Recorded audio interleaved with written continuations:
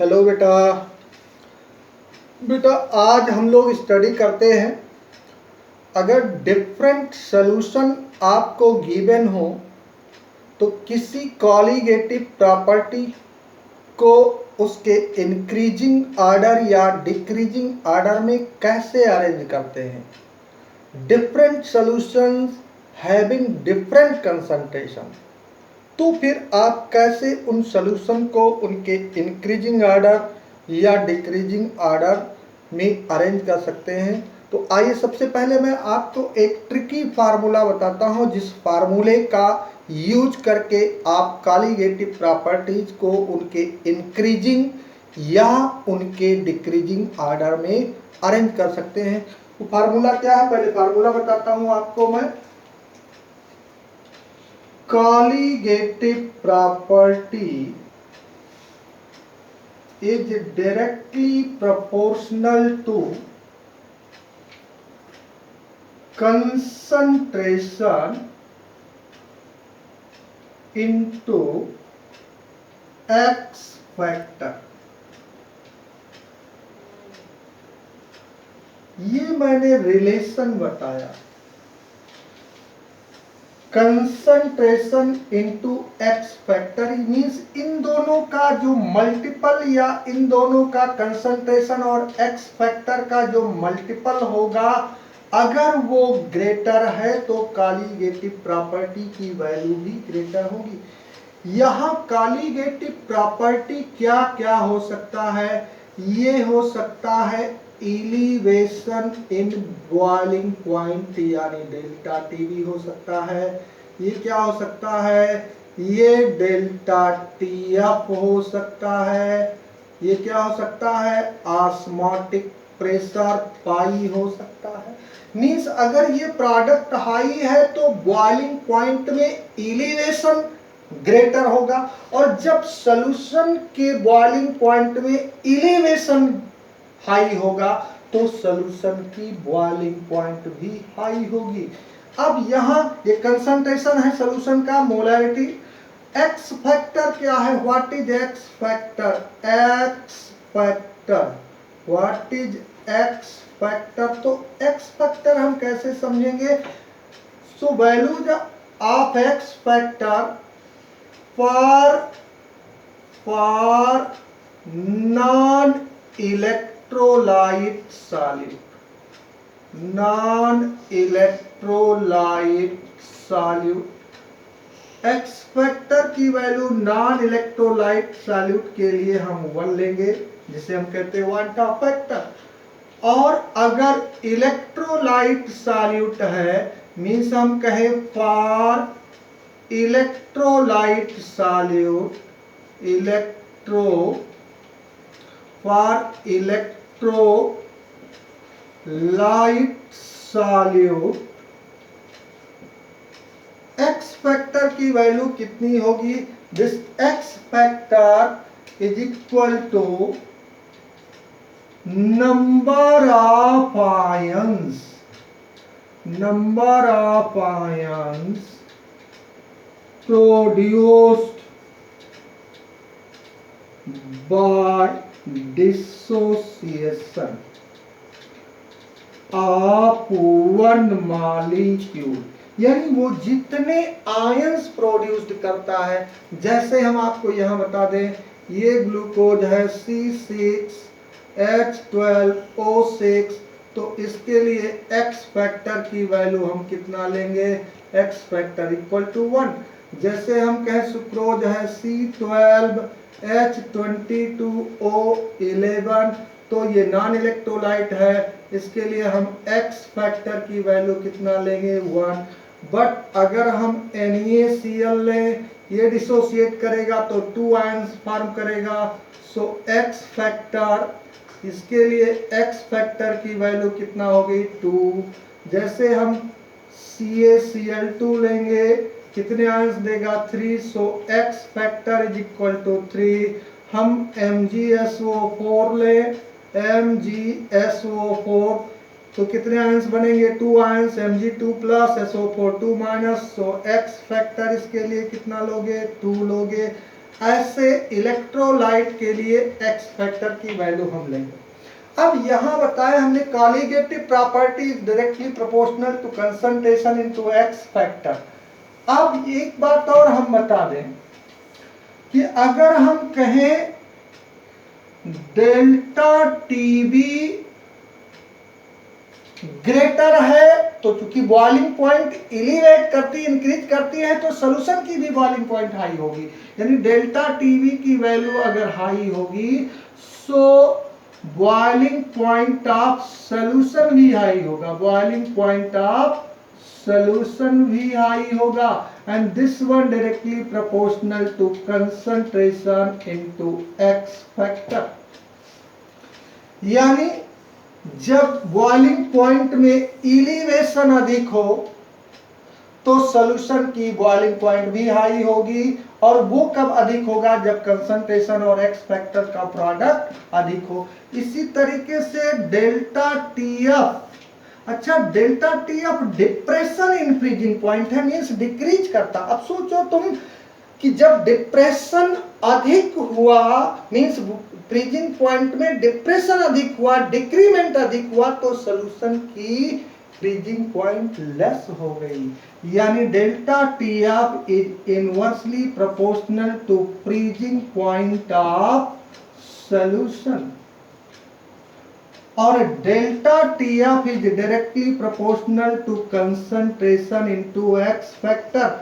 Means आप कहेंगे जब ये प्रोडक्ट अधिक होगा तो डेल्टा टीएफ अधिक हुआ लेकिन सॉल्यूशन की फ्रीजिंग पॉइंट लेस हुई। यहां ऐसे इसके इनवर्स रिलेशन में है और ये डायरेक्टली प्रोपोर्शनल। इसी तरीके से हम ऑस्मोटिक प्रेशर कहें pi, so pi is directly proportional to concentration into x factor, right. इससे इन चीजों को ध्यान में रखे आपको सॉल्यूशन को अरेंज करने के लिए कहा जाएगा।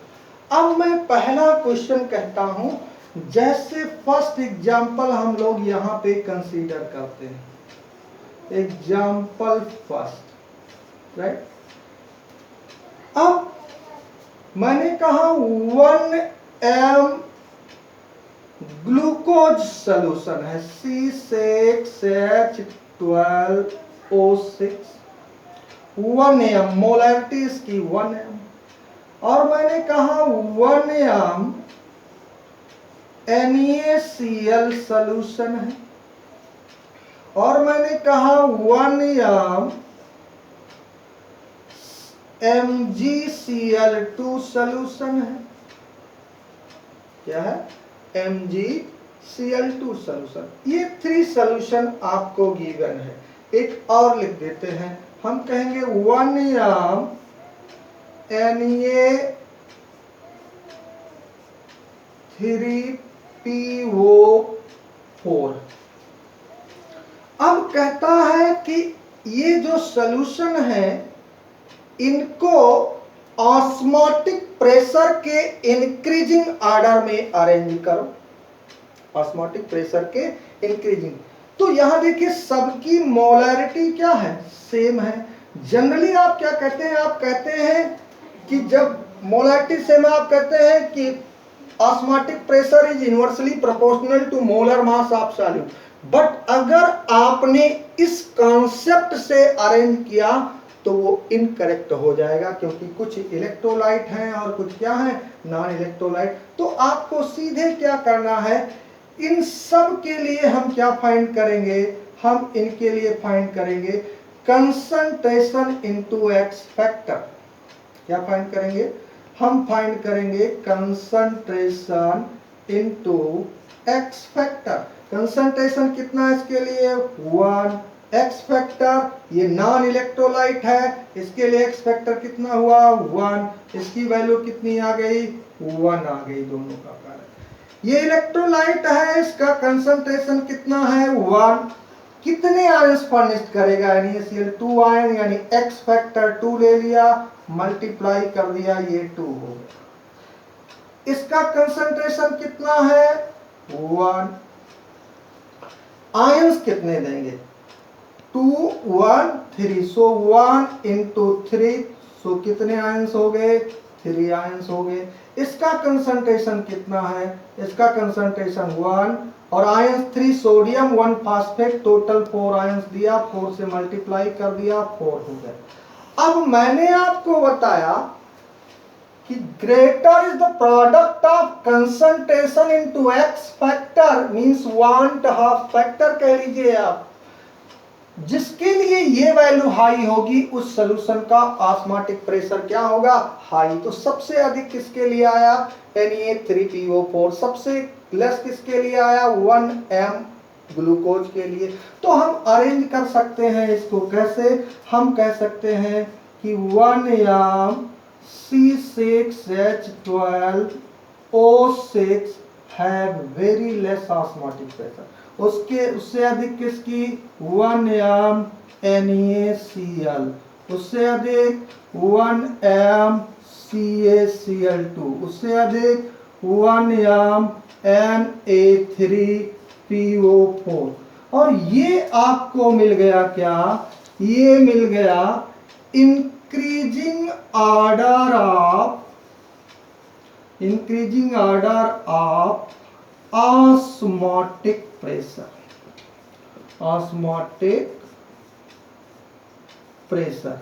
याद रहे कि ऑस्मोटिक प्रेशर का ये इंक्रीजिंग ऑर्डर है और साथ साथ डेल्टा टीबी यानी एलिवेशन इन बॉइलिंग पॉइंट का भी इंक्रीजिंग ऑर्डर है यही, यानी हम कहेंगे this one is also increasing order of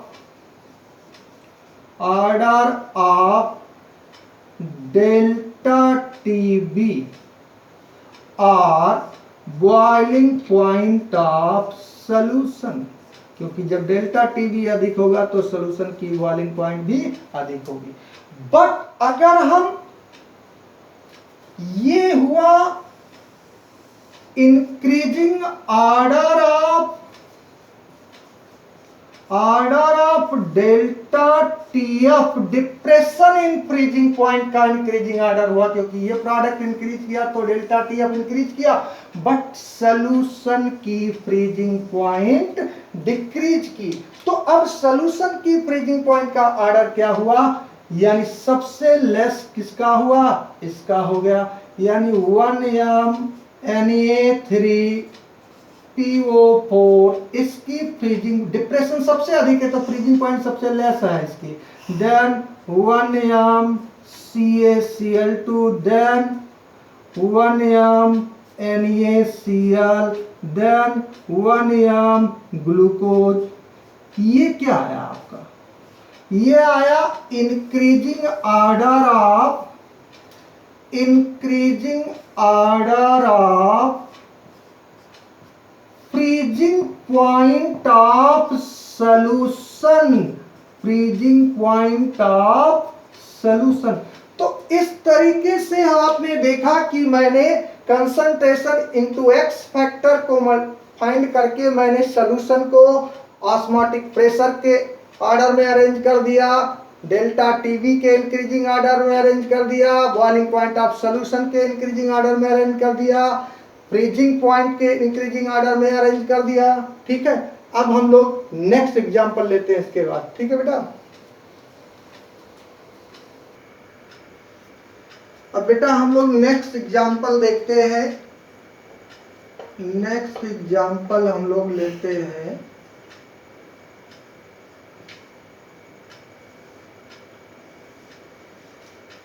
मैंने एक सॉल्यूशन दिया 1 m KCl और दिया 0.1 m NaCl, 0.1 m, और मैंने दिया 1 m यूरिया 1 m यूरिया का फार्मूला क्या होता, NH2CONH2, और मैंने दिया 1 m Na2 SO4, right.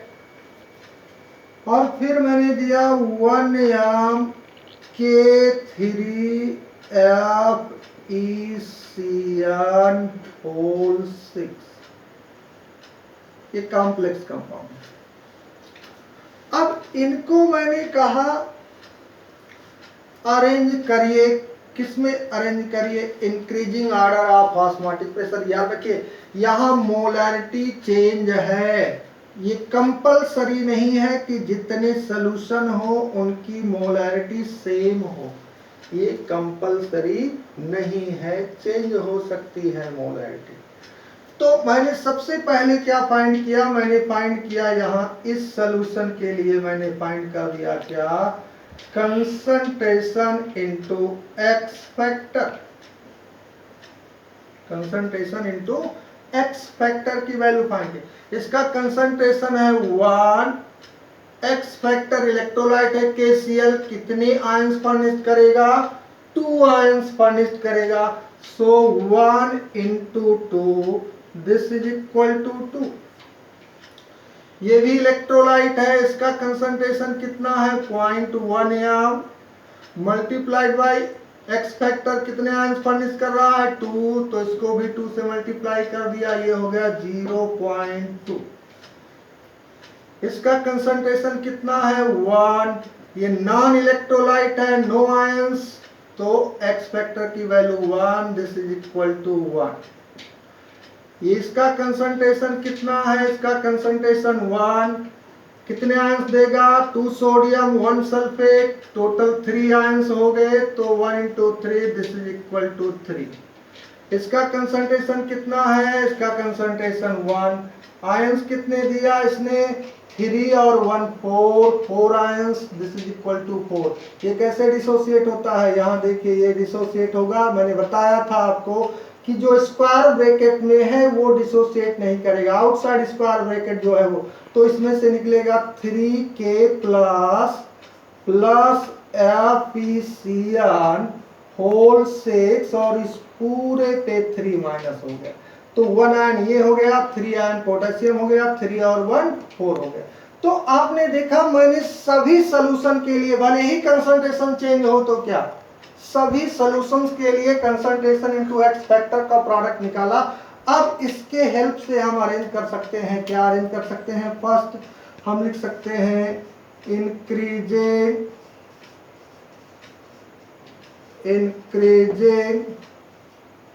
Order of osmotic pressure. तो मैंने कहा जिसके लिए इन दोनों का प्रोडक्ट सबसे अधिक है उसका ऑस्मोटिक प्रेशर सबसे अधिक है, मींस इस सॉल्यूशन का, और सबसे कम किसके लिए आ रहा है इसके लिए, तो इसका ऑस्मोटिक प्रेशर सबसे लेस होगा, यानी आंसर क्या हुआ 0.1 m NaCl, इसका ऑस्मोटिक प्रेशर सबसे लेस हुआ। उससे अधिक किसका हुआ, इसका हुआ, यानी 1 m KCl। उससे अधिक किसका हुआ, देन आ गया किसका, नहीं 1 m KCl कैसे हो गया, सेकेंड नंबर पे 0.2 है, उसके बाद में 1 आएगा, मीन्स 1 m यूरिया 1 हो गया, up to 1 m KCl। Third number पे आया क्या 1 m Na2SO4 और सबसे अधिक हो गया 1 m K3FeCN होल 6। ये ऑस्मोटिक प्रेशर का इंक्रीजिंग ऑर्डर हो गया। अगर हम कहें आप अरेंज करिए increasing order of freezing point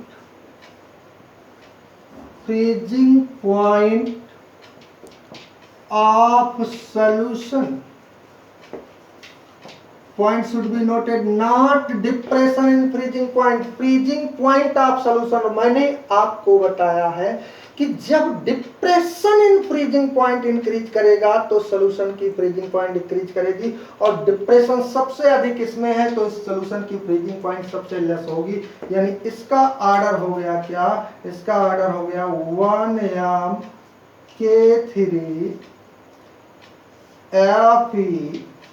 FeCN whole 6 सबसे लेस। उसके बाद में आया 1m Na2SO4, क्यों, क्योंकि इसके लिए टोटल वैल्यू कितनी है 4, इसके लिए कितनी आएगी 3। उसके बाद में आया क्या 1m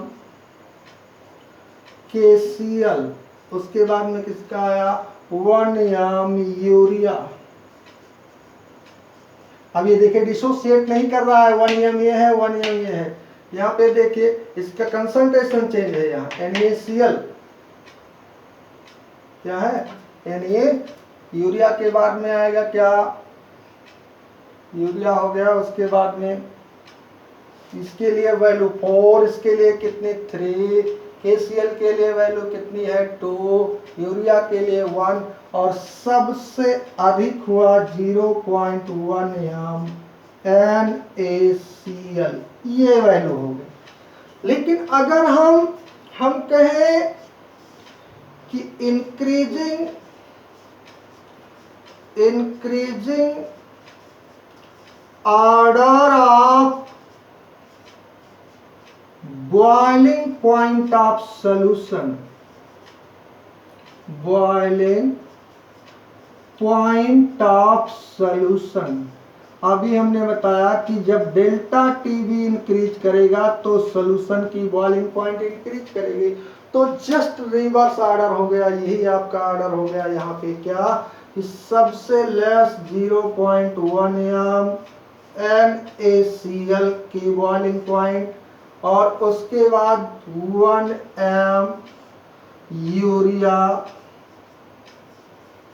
and then 1m KCl। यहाँ देखिए इलेक्ट्रोलाइट है ये, और यूरिया नॉन इलेक्ट्रोलाइट है। क्या है ये, नॉन इलेक्ट्रोलाइट है, ये इलेक्ट्रोलाइट, बट इसकी बॉइलिंग पॉइंट क्या है, इसके लिए डेल्टा टीवी क्या है लेस है, क्योंकि कंसंट्रेशन चेंज हो रहा है। KCl, और KCl के बाद में आएगा आपका 1m सोडियम सल्फेट, और सबसे अधिक हो गया किसका 1m potassium ferrocyanide, means K3 ferricyanide, sorry K3FeCN whole 6, ये पोटेशियम फेरिसाइनाइड होगा। तो इस तरीके से आप इस फार्मूले को याद रखें कि कोई भी कॉलिगेटिव जो प्रॉपर्टी है, कॉलिगेटिव प्रॉपर्टी है वो डायरेक्टली प्रोपोर्शनल है कंसंट्रेशन इनटू एक्स फैक्टर पे। वो मेनली कंसंट्रेशन चेंज कर दे, कुछ भी कर दे, आप बस इस रिलेशन को यूज करें, आप सॉल्यूशन को उसके इंक्रीजिंग ऑर्डर में या सॉल्यूशन को उसके डिक्रीजिंग ऑर्डर में अरेंज कर सकते हैं। इसके अलावा अगर आपने ऐसे देखा delta TV universally proportional to molar mass of solute, osmotic pressure is universally proportional to molar mass of solute, उससे इनकरेक्ट हो जाएगा, राइट। जैसे हम कहें यहाँ पे कि 0.1m यूरिया और 0.1m KCl है, किसका ऑस्मोटिक प्रेशर हाई है, तो हम क्या, दोनों की मोलरिटी सेम है, क्या करेंगे हम, इसके लिए एक्स फैक्टर कितना हुआ 1, सो 0.1 इंटू 1, इसके लिए एक्स फैक्टर कितना हुआ 2, सो 0.1 इंटू 2, आप देखिए कितना हुआ,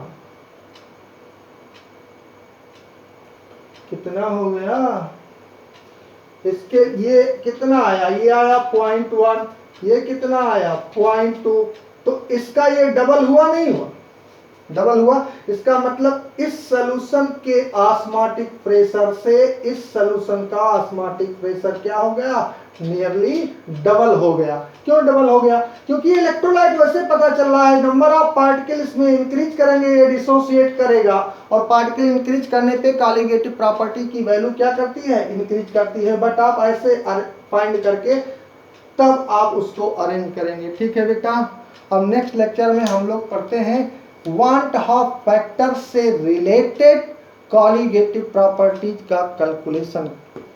ठीक है, ओके बेटा।